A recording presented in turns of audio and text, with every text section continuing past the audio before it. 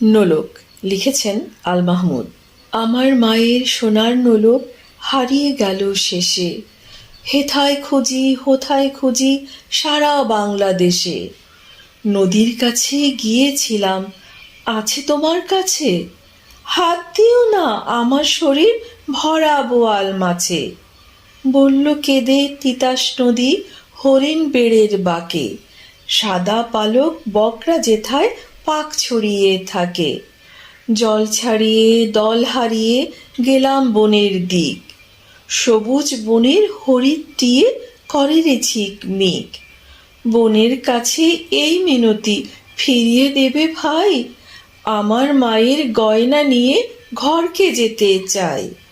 কোথায় পাবো তোমার মায়ের হারিয়ে যাওয়া ধন, আমরা তো সব পাক পাখালি বনের সাধারণ।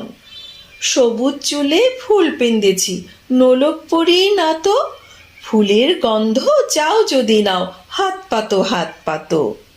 বলে পাহাড় দেখায় তাহার আহার ভরা বুক, হাজার হরিণ পাতার ফাঁকে বাঁকিয়ে রাখে মুখ। এলিয়ে খোপা রাত্রি এলেন, ফের বাড়ালাম পা, আমার মায়ের গয়না ছাড়া ঘরকে যাব না।